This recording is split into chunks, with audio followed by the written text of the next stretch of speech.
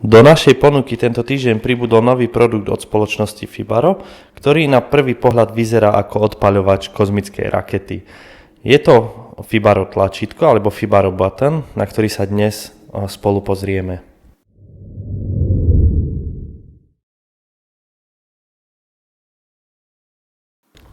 Samotné balenie tohto tlačítka, ako vždy, je veľmi pekne spracované.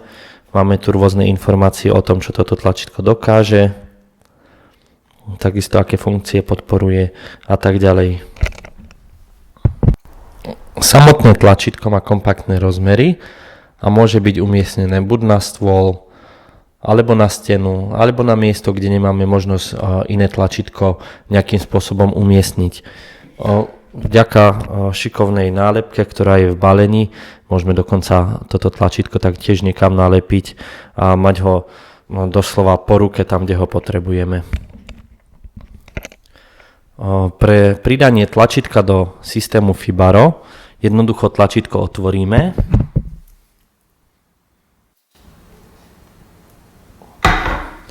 Vyťahneme papierik. Opäť ho zatvoríme. A to tlačítko sa nám teraz dá stlačať. V systéme Fibaro teraz vojdeme do záložky zariadenia a dáme pridať nové zariadenia. Tlačítko 6 razy stlačíme.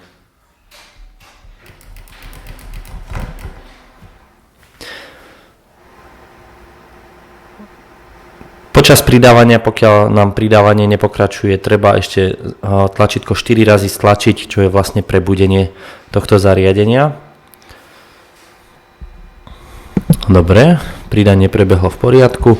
Môžeme sa pozrieť, Fibaro má takisto nahraté parametre vo verzii 4.090, takže to tlačítko je plne podporované. Ja si ho pomenujem, aby sme to hneď mali v poriadku.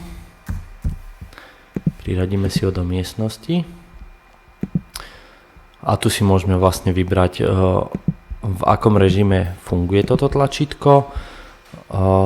Takže pokiaľ nám ovláda scény, jednoducho si vieme navoliť tieto scény. Pokiaľ je to tlačítko Panic Button, tak spustí nám ako keby alarmový systém.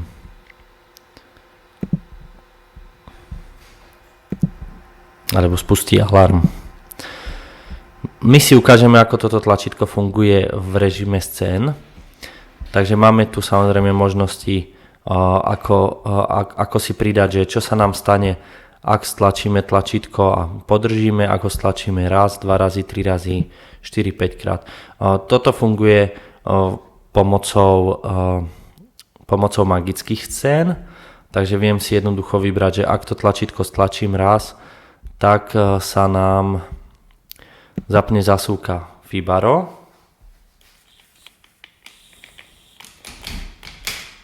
Ja si to takto priblížim. Takže si to priblížim. Dobre, môžeme dať, že opačný stav, takže stlačenie raz nám bude vždy dávať tú zásuvku do opačného stavu. Stlačenie dvakrát nám vlastne to isté urobí, povedzme, so zásuvkou, ktorú máme vedľa neho. Opäť opačný stav.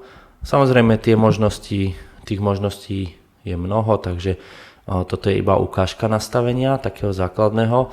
Prejdeme si neskôr aj tvorbu scén. Takže teraz, keď to tlačítko stlačím, zapne sa mi zásuvka Fibaro. Zásuvka mi nesvieti, ale ako môžeme počuť, tak jednoducho ju spína. Dvakrát stlačenie by malo ovládať túto zásuvku. Takže ju zaplo. Teraz nám ju vypne. Dobre, takže toto nám funguje. Ja túto scénu odoberiem, aby sme si spolu pozreli aj nejaké zložitejšie nastavenia. Pokiaľ chceme tvoriť scény s týmto tlačítkom, vojdeme jednoducho do tvorby scén, dáme si pridať scénu v grafickom bloku a tu si ako spúšťacie zariadenie môžeme vybrať toto tlačítko s tým, že máme vlastne tieto možnosti. To znamená, keď je tlačítko stlačené, uvoľnené, podržané a tak ďalej, stlačené 2, 3, 4, 5 krát. Ja by som rád ukázal funkciu so stlačeným tlačítkom. Jednoducho si to môžeme urobiť tak, že necháme si podržanie tlačítka, že nám zapne svetlo.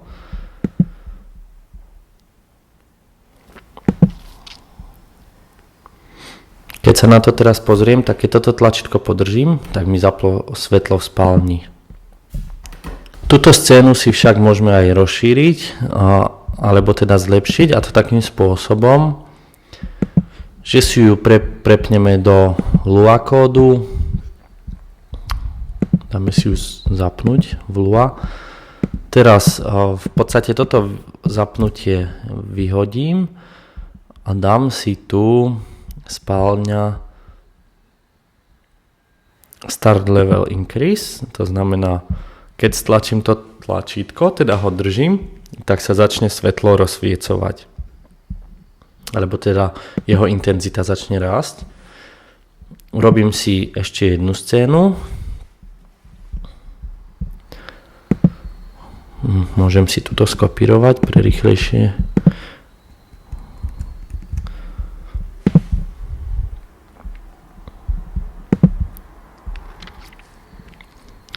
A urobíme si druhú scénu,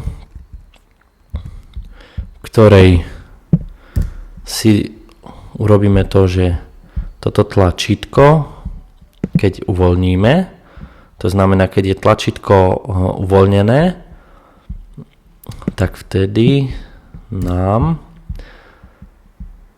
tento stmievač spálni zastaví zmenu intenzity. Dám to uložiť. A čo sme týmito dvoma scénami dosiahli, je to, že pokiaľ ja toto tlačítko držím, tak mi intenzita svetla v spálni narastá. A keď ho pustím, tak to prestane.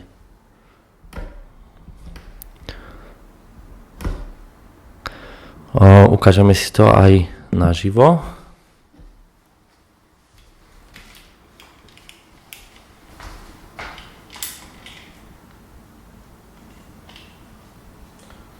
Takže máme svetlo, držím, pustím, prestane ísť, držím, pridáva ho viacej.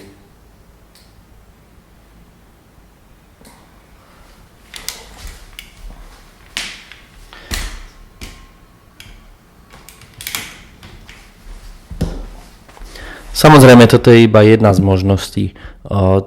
Týmito scénami si vieme vytvoriť naozaj všetko a z toho tlačítka môžeme dostať naozaj hodne možností. Dokonca sa zdá, že z toho vieme vydobiť aj viac ako z takéhoto diaľkového ovládania, ktoré v podstate nám dáva 8 funkcií na 8 stlačení.